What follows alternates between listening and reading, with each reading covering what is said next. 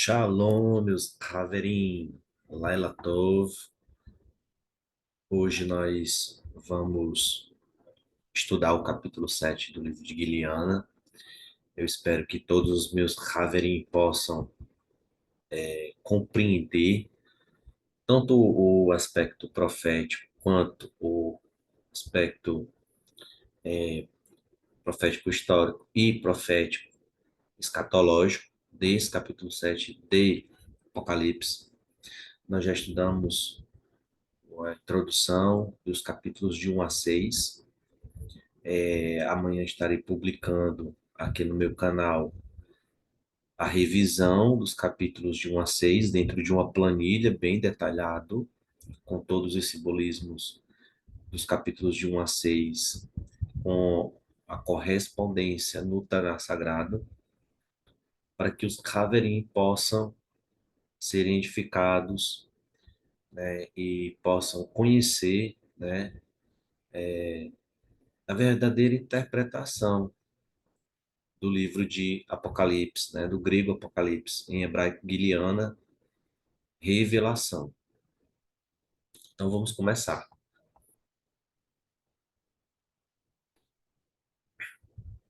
Eu gostaria que os meus Haverim possam abrir as vossas Bíblias no livro de Apocalipse, no capítulo 7, e vamos dar início à leitura e ao estudo desse capítulo.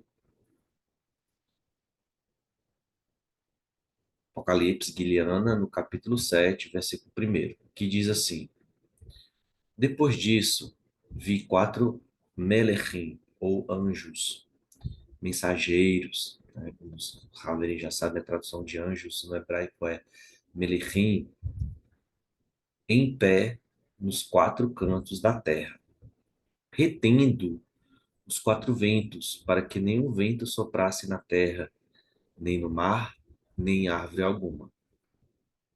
Então vamos lá. Então, de acordo com o que nós estudamos no capítulo 6, por quê? Porque o capítulo 7 é uma continuação do capítulo 6 de Guiliana. E aqui os 4 anjos, né, que ele deixa bem claro, são os 4 anjos que estão em pé nos 4 cantos da terra.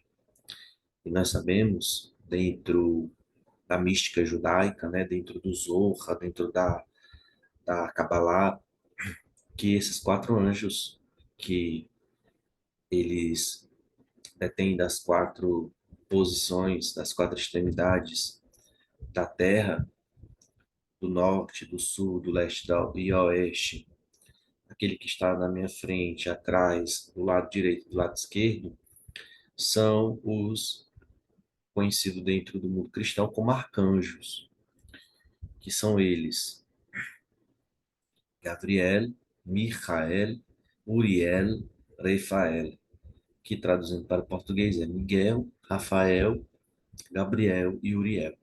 Então são esses 4 os arcanjos que Yohanan Hashalia ele está citando aqui dentro da visão que ele teve.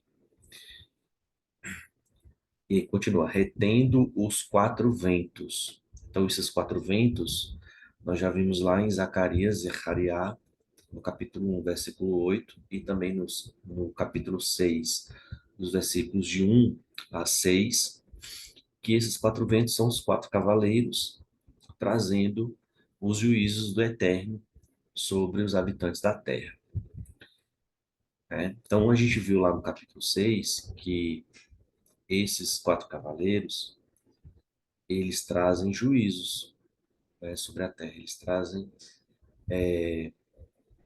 juízos tanto no aspecto histórico, em relação ao antigo Império Romano, né, até a sua queda no ano 476, assim como também faz uma referência ali a Ezequiel nos capítulos 38 e 39, que no vídeo da revisão dos capítulos 1 a 6, vou mostrar dentro da tabela para os Haverim, bem direitinho, os versículos correspondentes ao capítulo 6 de Guiliana, né, onde a gente vê claramente que aquele que está sobre o cavalo branco, um arco na mão, o arco e flecha na mão, que sai para conquistar, sai para vencer, é Gog.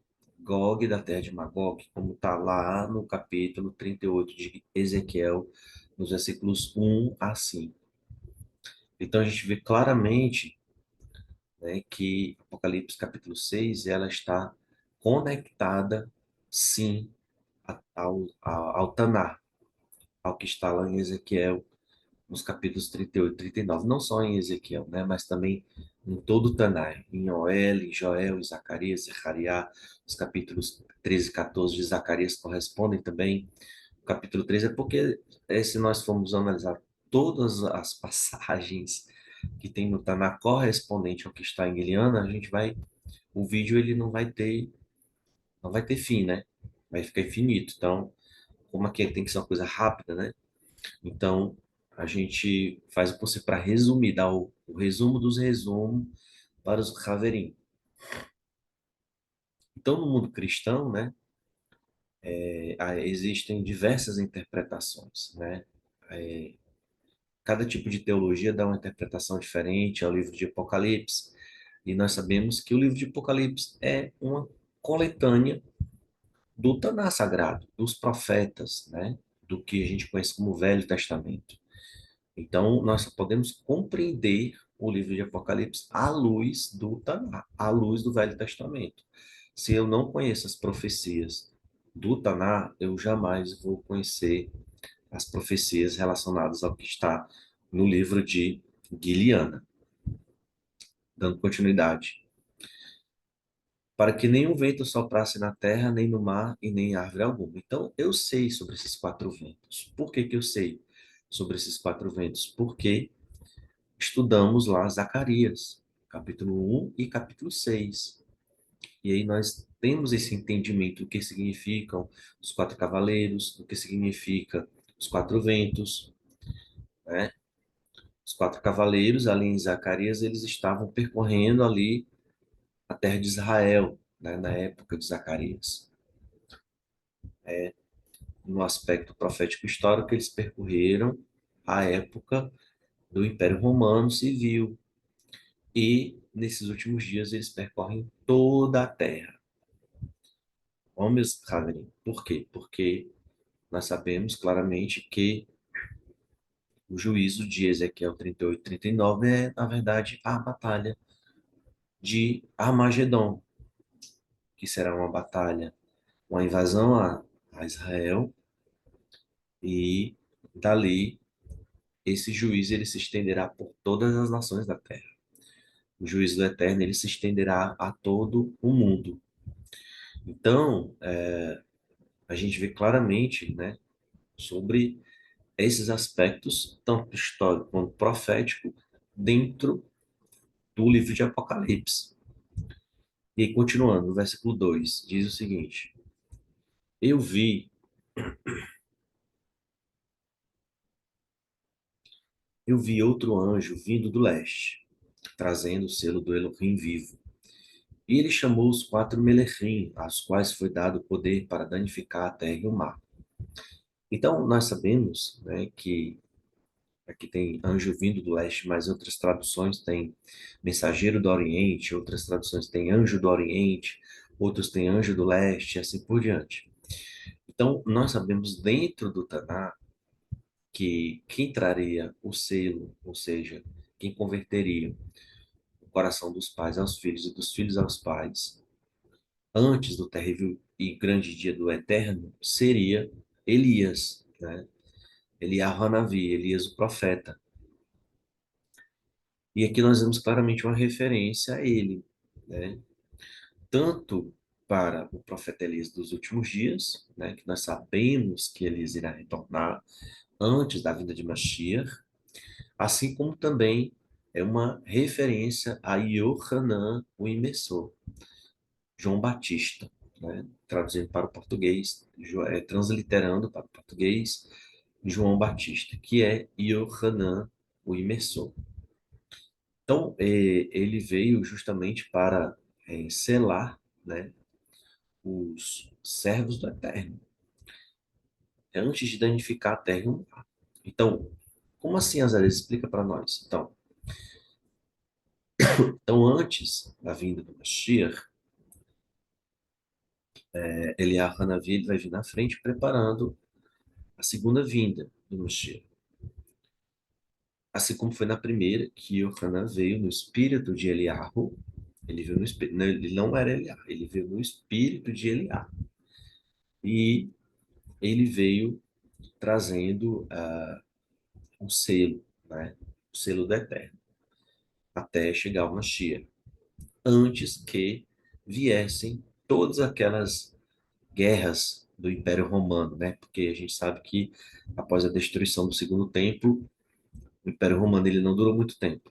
Vieram guerras, enfim, nós estudamos isso no vídeo passado. Então, Yohanan, ele veio como esse Melechim do Oriente, esse anjo do leste, né? Trazendo esse selo para selar os servos do Eterno. Assim como Eliá Hanavi virá antes da vinda de Mashiach para reunir as duas casas de Israel, Yehudá e Efraim. Então, continuando, o versículo 3 diz: Não danifiqueis a terra, nem o mar, nem as árvores, até que tenhamos selado os servos do nosso Elohim em suas testas. Então vamos lá para Malaquias para nós fazermos a comparação dessa passagem, o que está lá em Malaquias. Vamos lá.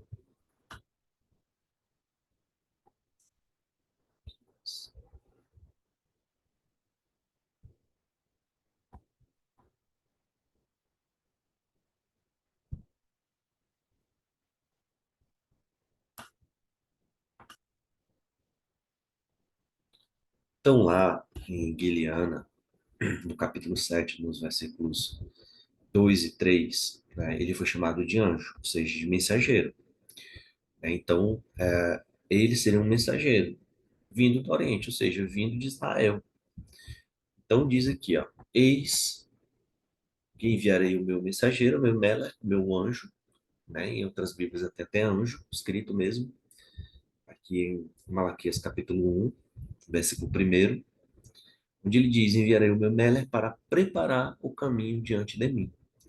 Então aqui está uma referência clara ao Eliarro, a Elias, o meus Haverim. E aí, no capítulo 5, nós vamos agora, aliás, capítulo 4, para o capítulo 4, abram as vossas Bíblias no capítulo 4 de Malaquias, lá no final, nos versículos 5 e 6, onde diz o seguinte: Olha, eu te enviarei, Elia El Tishbi, Elias Tesbita, antes da vinda do grande e glorioso dia do Eterno. Então tá aqui, antes, né? Assim como lá em Guilherme ele diz que ele diz aos quatro anjos para reter os quatro ventos, para não danificar a terra. Não é isso, meus caveirinhos? A terra com o quê? Com maldição, né? Com maldição, reter os quatro ventos. Contra a guerra, a fome, a peste, a praga. E aí ele continua. Ele converterá ou selará o coração dos pais aos filhos e os dos homens ao seu próximo, ou seja, dos filhos aos pais.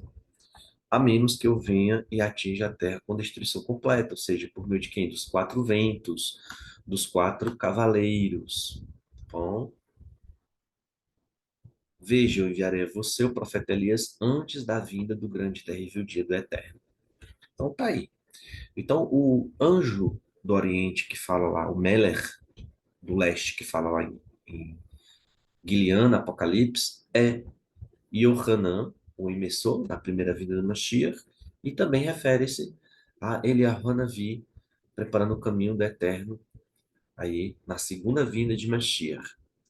Tá bom, meus Haverim? Então quer dizer, Azaris, que tem ali uma profecia dupla, tanto para Yohanan e Omissor quanto para Eliyahu Hanavi? Exatamente. Porque os dois são mensageiros que preparam o caminho para Mashiach, tanto na primeira vinda, como o servo sofredor, né, Ben Yosef, como na segunda vinda, como Ben David, como rei, né? Então vamos dar continuidade lá, Guilherme.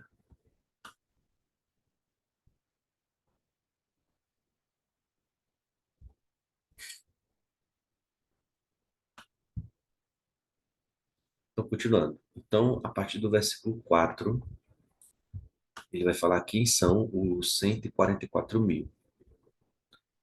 E eu vi quantos eram o número dos selados. 144 mil de todas as tribos dos filhos de Israel.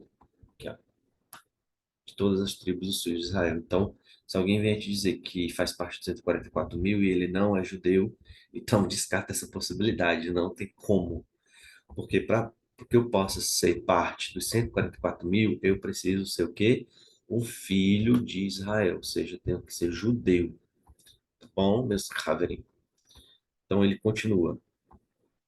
A tribo de Judá, 12 mil foram selados. A tribo de Ruven, 12 mil. Da tribo de Gad, 12 mil. Da tribo de Asher, 12 mil. Da tribo de Naphtali, 12 mil. Da tribo de Menashe, 12 mil.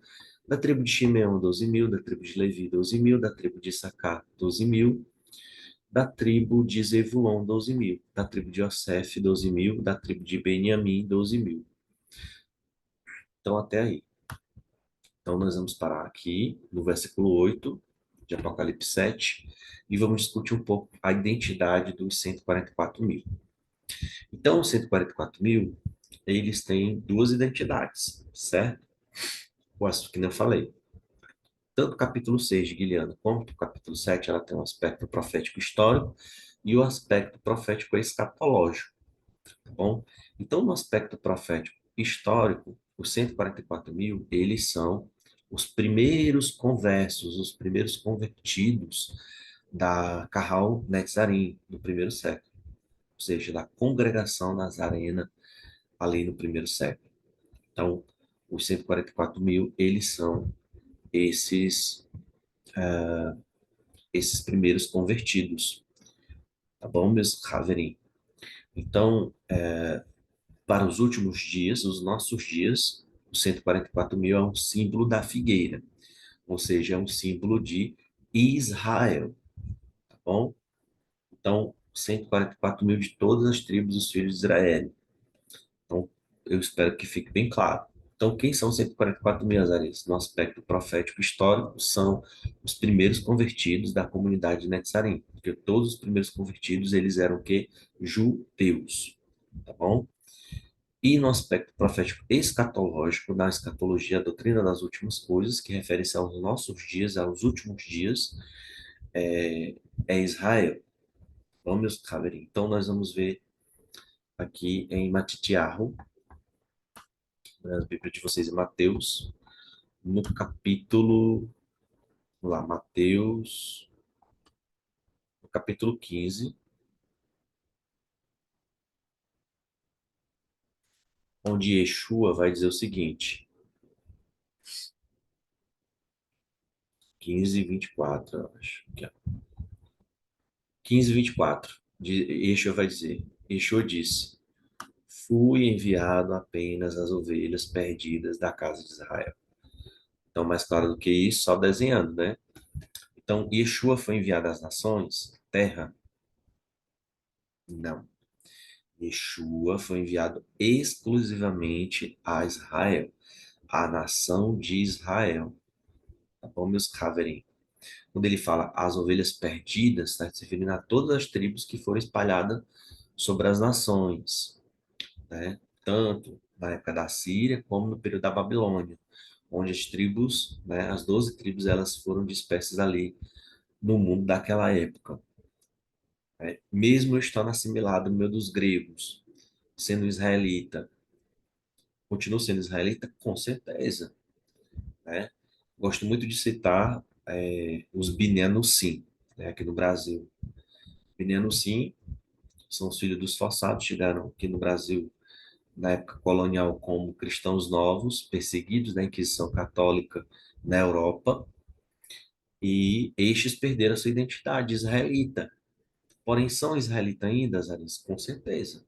Um dia, né, se for da vontade do Eterno, estes serão resgatados, né? Assim como eu fui um destes, né?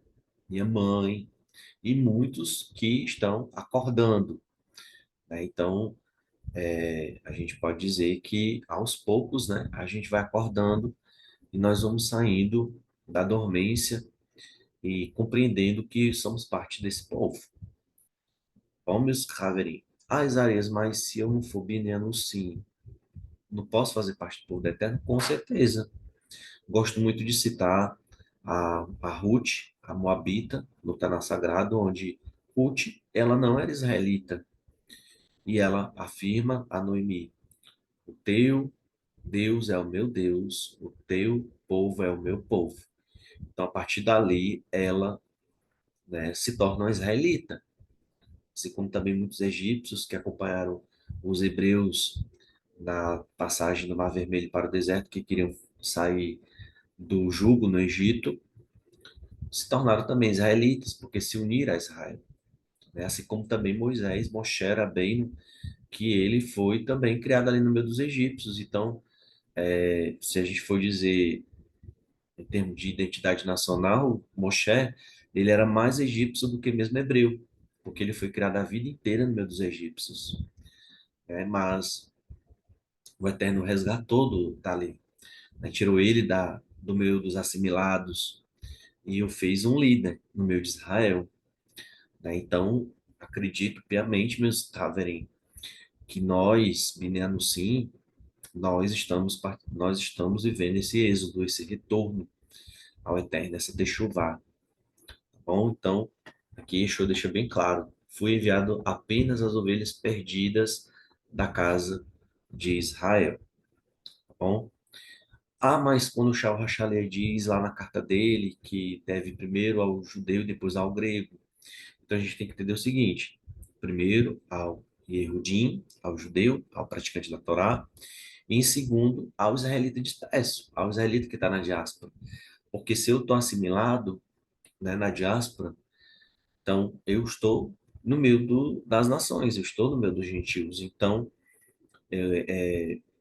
muitos nem sabem que são israelitas de fato, né? É a mesma coisa quando nós lemos aqui na carta de Yaakov, quando Yaakov direciona a sua carta, ele diz o seguinte, capítulo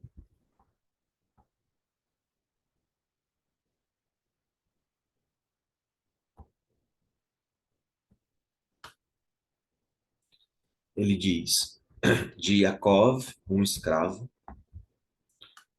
Tiago, capítulo 1, versículo 1, de Yaakov, um escravo do Eterno, e de Adão Yeshua Hamashiach, aqui, ó, as 12 tribos da Galut, da diáspora, Shalom, tá bom? Então, então, Azarias, então quando o Shaul Hachali ele enviava, o Shaul Hachali é o apóstolo Paulo, né?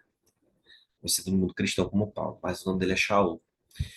Quando ele enviava as cartas aos Gálatas, aos Coríntios, aos Filipenses, ele não estava enviando aos gentios, não? Não. Ele estava enviando aos israelitas que viviam necessidades.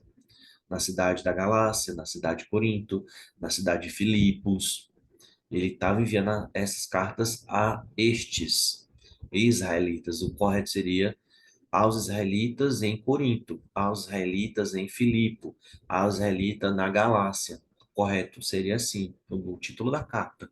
E não Filipenses, Colossenses, Tessalonicenses. Tá bom? Por quê? Porque eram israelitas, como o Rachalé mesmo fala lá em Efésios, que houve, né, o muro de separação, ele deixou de existir entre os israelitas da diáspora e os israelitas praticantes da Torá. Aquele muro de separação que havia entre os dois povos, né, deixou de existir. E em Mashiach nós somos um só.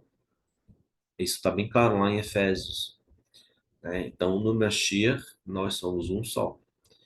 né?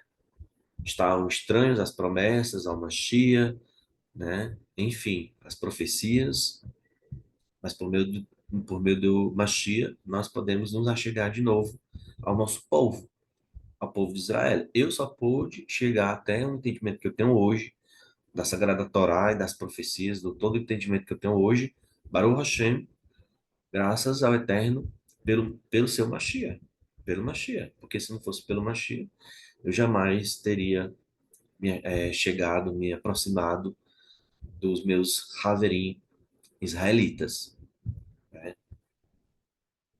Então, dando continuidade, Guilhana, capítulo 7.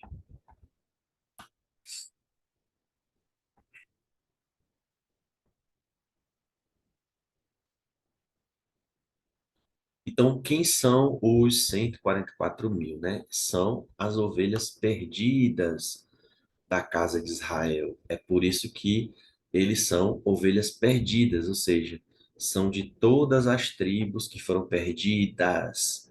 Tá bom, meus Haverim? Ali em Atos capítulo 2, na festa de Shavuot, de Pentecostes, nós vemos claramente ali uma techuvá total daqueles israelitas que estavam dispersos, sendo reunidos novamente no Mashiach e Yeshua.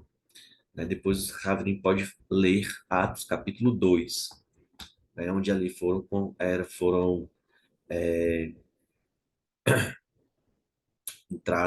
entraram 3 mil pessoas, né? Na Carral Netzarena, Carral Nazarena, Israelita Nazarena. Então, para a gente concluir sobre a identidade dos 144 mil, vamos ler Apocalipse, capítulo 14, que vai dizer o seguinte. Abra aí a sua Bíblia em Apocalipse, capítulo 14, a partir do versículo 1, que diz o seguinte.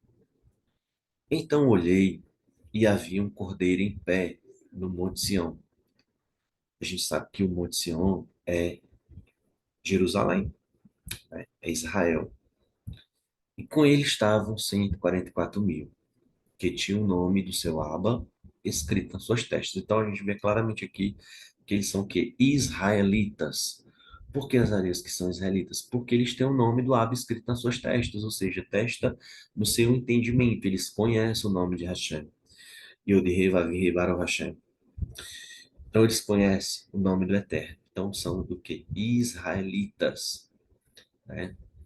Ouvi do céu um som como de muitas águas e como de trovão, né? Então, na profecia, águas simboliza povos, multidões, nações e línguas, e trovão é a voz do Eterno. É como fala lá na Torá, que quando o Eterno falava ao povo de Israel, ele falava com voz de trovão. O som que eu vi também era de como arpistas tocando as suas harpas. Então a gente viu lá em Apocalipse, no capítulo 6, né, que estes arpistas, eles são os 24 anciãos, que eles estão no lugar santíssimo, aliás, no lugar santo, né, que é o lugar intermediário, é o lugar ali do meio, certo? Entre o Santíssimo, onde está o Eterno, e o Mar Vítreo, que é o pátio exterior, onde estão os anjos, né? Então eles estão ali naquele meio. Continuando. E cantaram um novo cântico diante do trono e diante dos quatro seres viventes e dos anciãos. E ninguém poderia aprender a música, exceto 144 mil que foram resgatados do mundo. Então a gente vê aqui claramente que se eles estão diante do trono, eles estão onde? Na terra, né? Isaías 66, 1 diz: O céu é o teu trono e a terra é o estrado dos meus pés. Então, aliás, o céu é o meu trono e a terra é o estrado dos meus pés. Então, quando fala diante do trono, significa que está na terra, tá bom? Aqui, vou mostrar aqui, que é diante do trono. O novo cântico diante do trono. Quem são esses que estão cantando o novo cântico diante do trono, Nazaré? São 144 mil, tá bom, meus Haverim? E os 24 anciãos, eles estão tocando as suas harpas. E os 144 mil, eles estão cantando, ok? E o que é esse novo cântico? O novo cântico é a aliança renovada, né? É a nova aliança, que a gente chama nova aliança, mas é a aliança renovada. Por quê? Porque eles conheceram Mashiach. Está mostrando aqui que eles são israelitas que conheceram Mashiach, que conheceram Yeshua HaMashiach, que eles foram comprados da terra com seu sangue, com o sangue do Mashiach. Porque, por isso que ele fala que ó, foram resgatados do mundo, né? Então, são israelitas. Continuando. E quando é que isso aqui vai acontecer, Azarias? Com certeza que é uma descrição, aqui no capítulo 14, já é uma descrição do reino messiânico, tá bom, meus Haverim? É do reino messiânico, onde o Mashiach ele vai reinar sobre a terra e os seus súditos, 144 mil, eles serão reis e sacerdotes junto com o Mashiach sobre a terra e governarão as nações, né? Isso no governo do Messias. E continuando, versículo 4. Estes são os que nos contaminaram com mulheres, ou seja, com religiões pagãs, com paganismo, com idolatria. Porque eles são que virgens, mostrando aí mais uma vez que são judeus, israelitas, praticantes da Torá. Eles seguem o Cordeiro aonde quer que ele vá. Eles foram resgatados dentre a humanidade como que as primícias para o Eterno e o Cordeiro. Viu como eu falei desde o início? Eles foram os primeiros convertidos da congregação nazarena, né? Quem foram? Foram os apóstolos, a Xalia, a Miriam, né? Yosef, pai de Yeshua, todos aqueles que foram ali, que entraram na Carral Nazarena na festa de Shavuot, após a ressurreição do Mashiach, e todos os outros que foram se adentrando ali a Carral, né? Então, são as primícias, né? Então, o alicerce da Carral Netzarim é Israel, é Israel, tá bom? Nenhuma mentira foi encontrada em seus lábios, eles são impecáveis, né? Então, tá aí, meus Haverim. Espero que vocês tenham entendido. Então, quem são os 144 mil, Azarias? São os primeiros convertidos da Carral Netzarim. E para os nossos dias, os últimos dias, são os nossos irmãos Yehudim Netzarim, da Carral Nazarena, desses últimos dias, são Israel. Tá bom, meus Haverim? Yehudá e Efraim unidos em um só. Bom, dentro do contexto dos nossos dias. Voltando lá para o capítulo 7.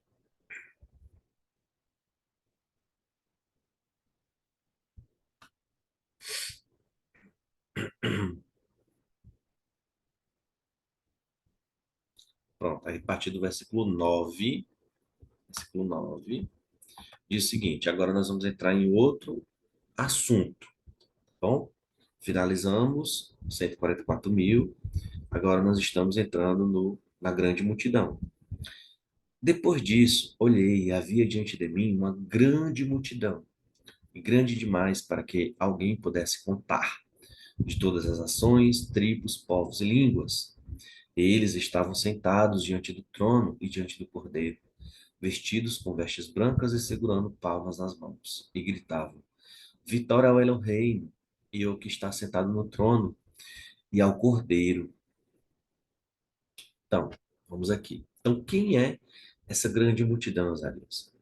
Então, a gente vê ali dentro do contexto da Carro Netzari no primeiro século, quando, né, começou ali o movimento dos nazarenos no primeiro século, o primeiro goi, né, o primeiro gentil a aceitar e reconhecer Yeshua e abraçar a Torá foi Cornélio, né? Então Cornélio foi o primeiro goi, né, o primeiro gentil onde Kefa ele tem aquela visão, né, sobre os gentios que eram considerados imundos, mas que eles deveriam ir até eles para que eles pudessem ali abraçar a Torá do Eterno.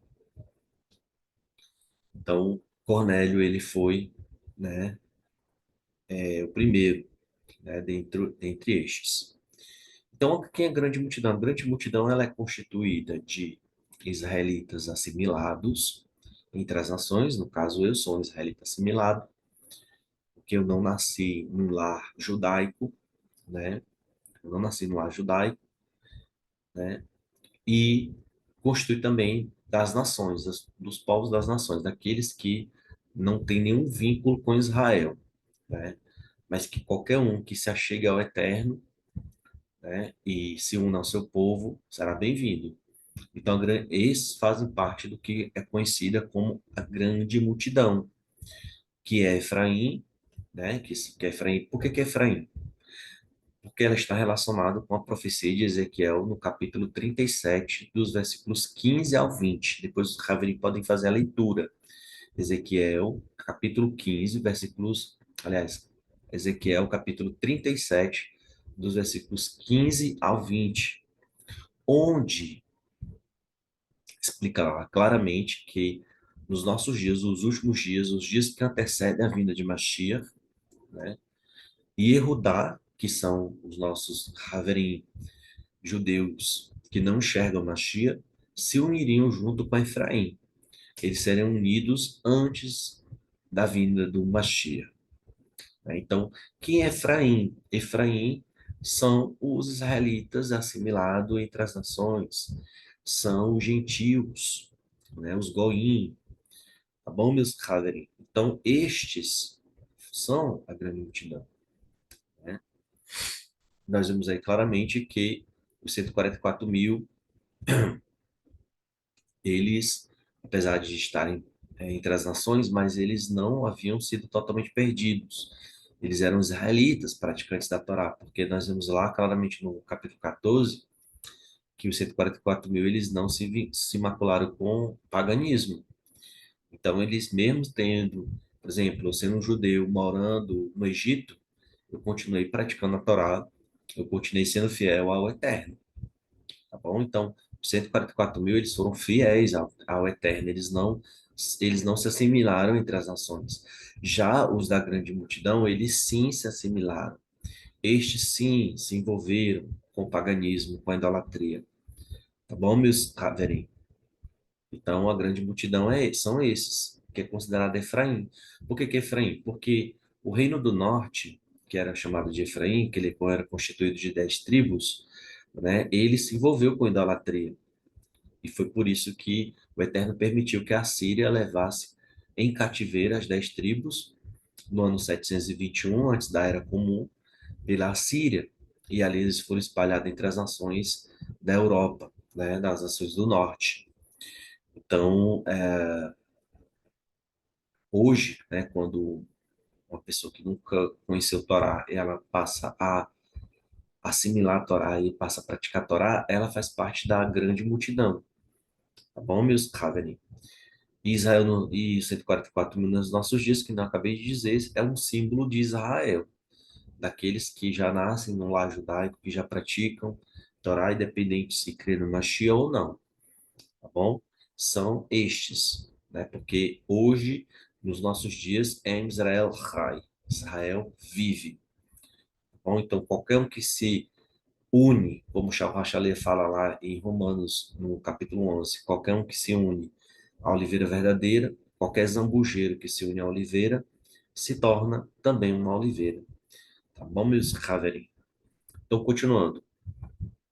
E gritavam, vitória ao Eloheinu, que está sentado no trono e ao Cordeiro. Todos os Melechim estavam em pé ao redor do trono. Os anciãos e os quatro seres viventes prostraram-se com o rosto em terra diante do trono e adoraram ao Eterno, dizendo: Amém. Louvor e quevodô, sabedoria e agradecimento, honra e poder e força pertence ao Eloheinu para todo sempre. Amém. Tem um homem, mas a tradução é Amém. Amém, a gente já viu no algum estudo que se refere ao Eterno. A palavra Amém, ela é formada de três letras, né? Que é, se eu não me engano, é o Men e o Nun, né? São três letras. A primeira eu esqueci, eu sei a letra, só que agora fugiu na memória. Aleph, ok? Aleph, Men, Nun. Então, são essas três letras que Na Gematria, se você fizer o cálculo lá, vai dar o nome do Eterno, Yud-Re, Vav-Re. Continuando. Um dos anciãos me perguntou: essas pessoas vestidas de branco, quem são e de onde vieram? Aqui já está entrando em outro contexto, né, meus Caverim? Aí aqui no versículo 14 ele diz: respondi-lhe, Senhor, tu sabes. Então ele me disse: estes são os que vieram da grande tribulação. Eles lavaram suas roupas, guardaram a Torá e as embranqueceram com o sangue do Cordeiro. Então vou explicar esses dois versículos porque eles fogem um pouco do que nós estamos conversando aqui. Como assim, Azarias? Então, quando diz que eles estão vestidos de branco, é porque eles foram redimidos, né? Ou seja, são pessoas puras diante do Eterno. Mais interessante que no 14, que ele pergunta: estes são os que vieram da grande tribulação. Mas que grande tribulação é essa, né? Essa grande tribulação, meus Haverim, é a guerra do Armagedon, tá bom? É a guerra do Armagedon. Nós seremos reunidos, né, os que forem ressuscitados, né, por ocasião da segunda vinda de Mashiach, os que forem ressuscitados, eles serão ajuntados de uma extremidade dos céus, né, e serão levados para um local chamado Mar Vítreo, tá bom? Que das escrituras, dentro da palavra do Eterno, é o que chamamos de primeiro céu, ou seja, é o firmamento, né? Então, estes serão reunidos lá, tá bom? E é por isso que um dos anciões, né, ele pergunta quem são estes, né? Aí vocês perguntam, e como é que você sabe disso, Azarias? Então vamos só dar uma olhada aqui em Apocalipse, no capítulo 15,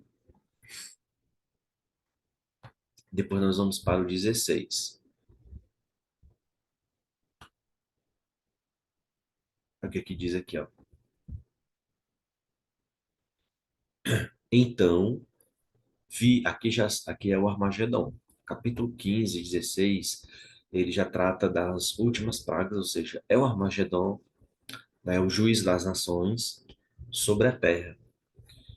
E aí ele fala um pouco sobre o povo do eterno, né? O que que vai acontecer com estes, né? Ele diz: então ouvi outro sinal no céu, grande e maravilhoso.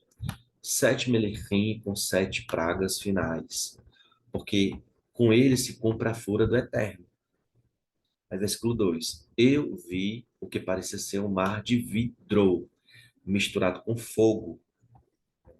Aqui é o pátio, né? Pátio do mundo celestial. O pátio externo onde estão os anjos, os melerquim, os milhares e milhares de anjos, onde eles assistem desse local aqui, o nosso mundo, a Terra. Vamos, Javier. Então não é um lugar muito distante da Terra, não. Tá bom? Aí diz aqui, ó.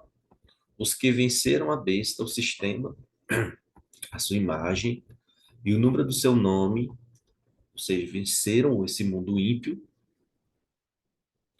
ficaram ao pé do mar de vidro, segurando as harpas que o Eterno lhes dera. E eles cantavam a canção de Moshe, o servo do Eterno, e a canção do Cordeiro. Grandes e maravilhosas são as tuas obras, Eterno. El Shaddai. Justos e verdadeiros são os teus caminhos, ó Rei dos Kadoshim. Eterno, que não temerá e glorificar o teu nome, porque somente tu, Eterno, é Kadosh. E todas as nações virão e adorarão diante de ti, porque suas boas obras foram reveladas. Então, até aqui, né? Então, estes são eles, são os nossos Haverim israelitas, né? Os israelitas Netzarim. Por que que são Netzarim? Porque eles cantam o cântico de Moshe, ou seja, eles têm a Torá, e eles cantam o cântico do Cordeiro, eles têm o Mashiach. Então, nós podemos dizer que esses Haverim aqui, eles são os nossos irmãos Haverim, israelitas Netzarim, tá bom? Que foram ressurretos por ocasião da segunda vinda de Mashiach, e eles foram levados para esse local aqui. Com qual objetivo, Azarías? Então, a gente vai ver mais outros estudos, né? no capítulo 19 de Guiliana, mostra que seremos levados pelos Melechim, pelos anjos, a esse local, para nós podermos receber nossa investidura de imortalidade, tá bom? Porque para depois descer nesse mundo, nós vamos ter que estar com o corpo glorificado, tá bom? E a glória, ela não se dá só na hora que ressuscita, não. Não é assim. Nós precisaremos ir até o arbítrio para poder recebermos a investidura. Assim como Yeshua. Yeshua, quando ele ressuscitou, ele subiu e depois ele desceu, né? Se a gente lê os relatos da ressurreição do Mashiach, nós vamos ver que quando ele ressuscita, ele sobe, né? E depois ele desce de novo. Então, vai acontecer mais ou menos isso. É o céu mar de vidro? Azarias, não, não é o céu, não é o céu, tá bom? É uma parte é uma, como se fosse ali, um lugar intermediário entre reino celestial e a terra, né? Mas não é onde está o trono do Eterno e onde fica o Mashiach. Não, não é. É o Mar Vítreo é um local intermediário. Dizemos que é o pátio do templo, né? Ali o pátio, né? Que é o que dava ali uma introdução, abertura ao lugar santo e, por fim, o lugar santíssimo. Vamos, Caveri. E aí, quando é que Yeshua desce? Né? O Mashiach. Ele vai descer, meus Caveri, já aqui se eu não me engano, na sexta taça. Aliás, na finalização da sexta taça. Então, nós, né, os israelitas Netzarim, nós vamos acompanhar toda essa derrama ainda sobre a terra. A derrama dessas taças, né? Nós vamos viver o Armagedon, né? A guerra de Gog, a invasão de Israel, tudo, tá bom? Por quê? Porque em Tessalonicenses afirma lá claramente, Al-Rachali afirma, que o Eterno nos dará o livramento da ira, né? Eu não lembro agora aqui o versículo, mas na revisão eu vou passar para o Caverim, onde se encontra, né, essa passagem. Ele nos dará o livramento da ira. Né? Lá em Yeshayahu também fala a mesma coisa, que o Eterno nos dará, nos, escon nos esconderá, né? Enquanto a sua ira passe, né? Vai falar tanto no Taná quanto nos Ketuvim sobre esse assunto. Depois eu posso trazer esse assunto com mais detalhes para explicar aqui no canal para os Haverim. E ele vai vir, né, no, já na sexta, na finalização, entre a sexta e a sétima taça. Quando ele diz aqui, ó, eis que venho como ladrão, né, que é Machê dizendo. O abençoado são aqueles que permanecem alertas e mantêm suas roupas limpas, continuam guardando a Torá, para que não andem nus e sejam expostos à vergonha pública. E eles reuniram os reis em um lugar que em hebraico se chama Armagedon. Então, então nós vamos viver tudo, né? Até a sexta taça. Aí na sétima nós não estaremos mais aqui, né? Porque o sétimo derramou a sua taça no ar, né? Então essa parte aqui, né, nós não já estamos mais aqui na terra, né? Por que que nós não estamos? Porque ele vem aqui no versículo 15, né? Ó, eis que vem como ladrão, que é preparação, né? Antes de acontecer a reunião, ó, do Armagedon, ele vem, tá bom? Então, os israelitas, Netzarim, eles acompanham tudo até a sexta taça. Então, quando é para iniciar mesmo a guerra, né, os estrondos, a derrama das bombas atômicas na Terra, ó, é levado os escolhidos, tá bom? Porque aqui, se a gente fizer a leitura aqui da sétima taça, vemos claramente que são bombas atômicas caindo sobre a Terra, ó. Versículo 21 diz, ó, e uma grande saraíva, cada pedra cerca de 70 libras, caiu do céu sobre o povo. Mas o povo amaldiçoou o Eterno por causa da praga da saraíva, porque a praga era muito grande. Então, essa saraíva, né, essas pedras, né, diz que elas caem sobre as pessoas, né? Que nós temos entendimento claramente que aqui está se referindo o, ao, ao Armagedon mesmo, a batalha mesmo, final, né? E nesse momento aqui, os eleitos do Eterno, os que venceram a besta, né? O sistema, eles estarão no mar Vítreo, recebendo a sua investidura. Para quando terminar essa parte, eles descerem com Machia sobre Jerusalém, para tomarem posse da terra, tá bom? Então, por isso que diz que os mansos herdarão a terra. E é isso, eles não irão herdar. Então, vamos concluir o estudo.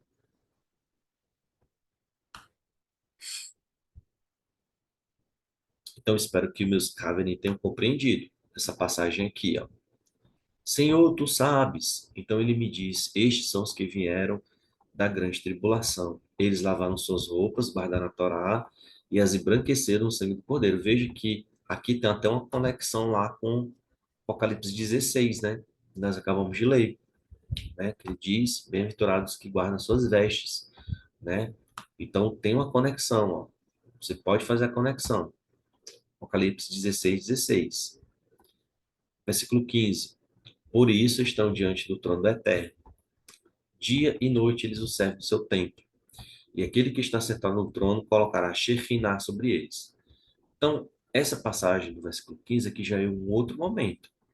Aqui está se referindo ao reino messiânico, tá bom? Que é quando os eleitos, né, os escolhidos, eles servirão ao Eterno como reis e sacerdotes, reis como governantes e sacerdotes servindo no templo do Eterno em Jerusalém, né, de acordo com a profecia de Isaías, capítulo 2, versículo 1 ao 5, onde afirma claramente, né, que naquele dia, vamos fazer a leitura de Isaías 2 para a gente concluir essa passagem, que Isaías e Yeshayahu 12, 12 não, 2,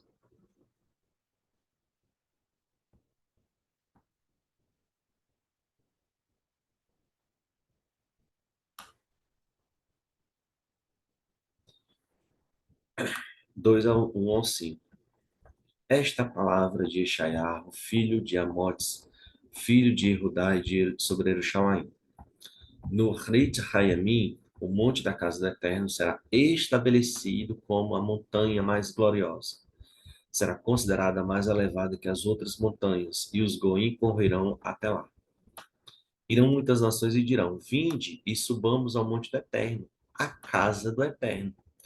De Jacov, ele nos ensinará seus caminhos, e nós andaremos em suas veredas. Pois de Sião virá a Torá, e de Jerusalém a palavra do Eterno. De palavra do Eterno de Jerusalém. O Machia julgará as nações e repreenderá muitos povos. Então eles forjarão suas espadas em arados, suas lanças em foices. Nação não levantará mais espada contra nação e nem treinarão mais para a guerra. O caso do Eterno venha, o caso de Jacó venha, caminhamos na luz do Eterno. Então, é a profecia para o reino do Mashiach, né? Onde o templo ele vai ser ali estabelecido em Jerusalém e nós serviremos como sacerdotes, né? No templo do Eterno, certo? Então, essa profecia de Guiliana, ela se refere a essa época. Então, Azarias, então quer dizer que essa passagem de Apocalipse capítulo 7, já no finalzinho, se refere ao reino messiânico, exatamente. E finalizando, né, que ele diz: eles nunca terão fome, nunca terão sede, e o sol não os atingirá, né? Aqui se referindo também tanto ao reino do Mashiach, quanto ao reino do Olam Rabá, do reino eterno, né? Porque o reino de Mashiach ele vai se aperfeiçoando até chegarmos, né, no reino eterno.